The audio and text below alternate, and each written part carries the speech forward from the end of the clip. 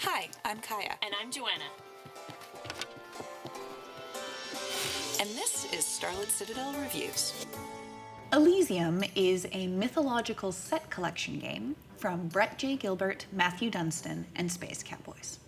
In Elysium, players are demigods writing grand legends to claim a place on Mount Olympus. You can play with 2 to 4 players, and it lasts an hour to an hour and a half. Players begin Elysium by setting up the pediment and steps and adding a number of quests determined by the number of players.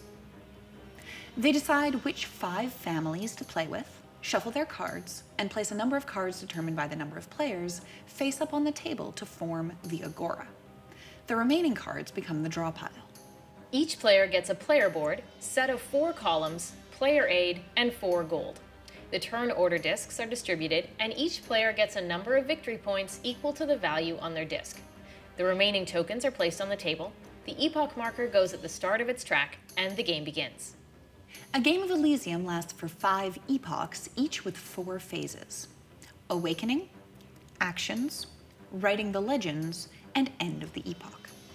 During the Awakening phase, players discard any cards that are remaining in the agora and deal out a new set, and this is skipped in the first round.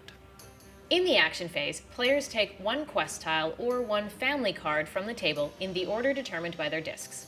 To take a card, you must have the column or columns listed in its upper right on your player board. A black circle represents a column of any color. Family cards go into your domain above your player board. Your domain can never contain 2 identical cards. If a player needs another card but cannot fulfill any of the conditions on the cards left in the agora, they can instead take a citizen. So they take the top card from the draw deck and place it face down in their domain. If they can't fulfill a quest and need one, they pass on their turn and then take one of the remaining quests at the end of the phase and flip it to its incomplete side. Now, players can use the powers on some of the cards in their domain during this phase. Cards with the lightning bolt symbol are triggered the moment that they are taken. Cards with the Mobius strip have a permanent effect that's active so long as they remain in your domain. Cards with the arrow can be activated once per epoch, and they are rotated to show that they've been used. Cards with the snake Elusis symbol can only be activated if you have at least 1 other Elusis card in your domain. Cards with the ring can be triggered once per game and are marked with a trigger ring that is removed once they've been used. During the Writing the Legends phase, players reallocate the turn order discs according to the numbers on their quests. Players with incomplete quests get the highest number. Next, players collect victory points and gold according to their quest tiles. Finally, the players can transfer a number of cards determined by their quest from their domain to the Elysium below their board in player order. Each transfer costs gold equal to the card's level, which is listed in the card's upper left. Cards in the Elysium must form legends. A level legend consists of up to 5 cards of the same level with different families. A family legend consists of up to 3 cards from the same family of different levels. Legends can be constructed in any order, and a card cannot be moved to a new legend once it has been placed. You can add a citizen to any legend that contains at least 2 cards, and it operates as a wild card. The cost to transfer a citizen is equal to the level of the card that it replaces.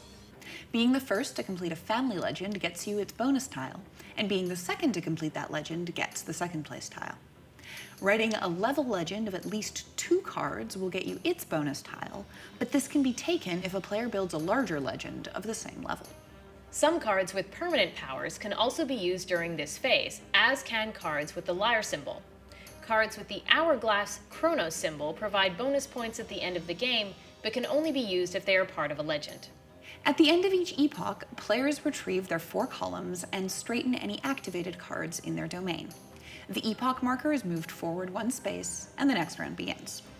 Now, the game ends after the end of the 5th epoch, and players tally up their victory points from their tokens, from their completed legends, and from any Chronos cards. They also subtract 2 victory points for every citizen that's in their Elysium.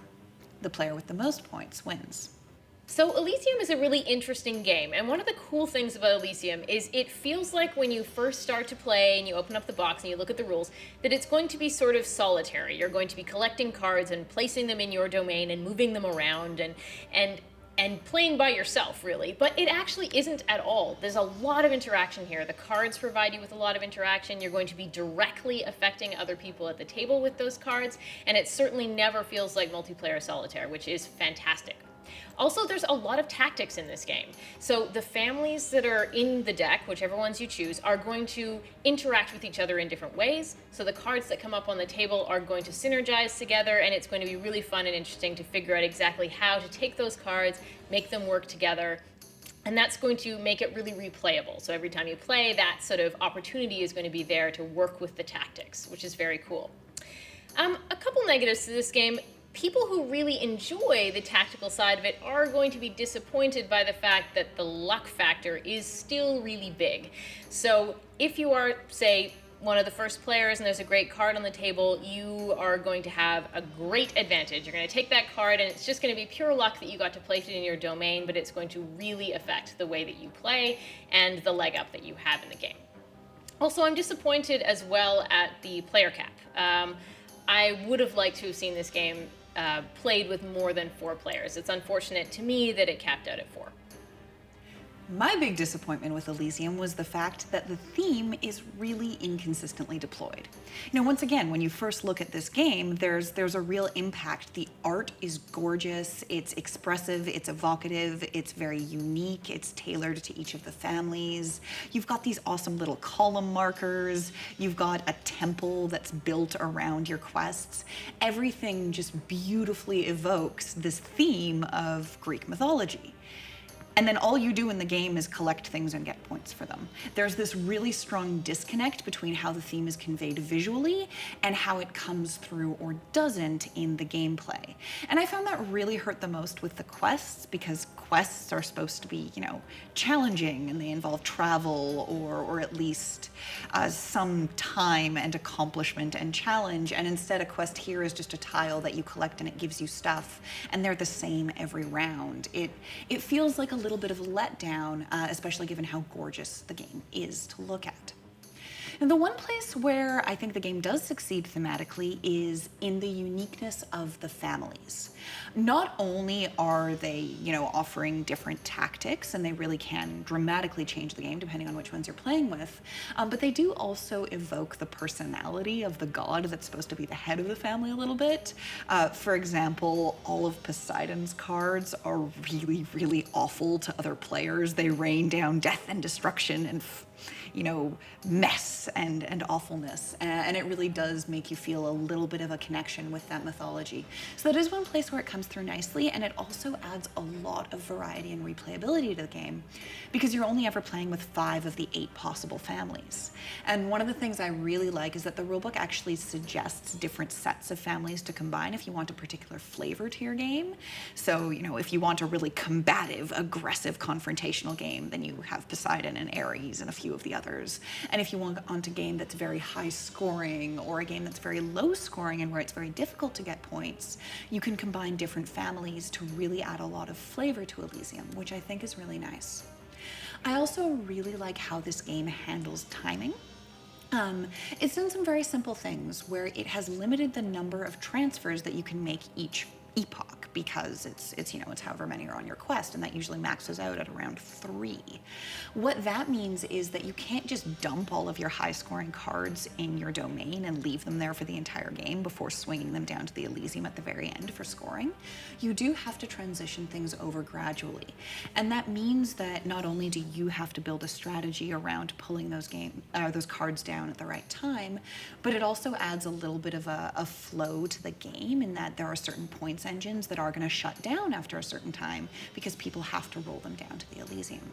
It's a very nice way of giving a sense of pace to the game, and of mitigating some of those luck factors, and that even if you got a really good card early on, you can't keep it for the entirety of the game. For Sparta!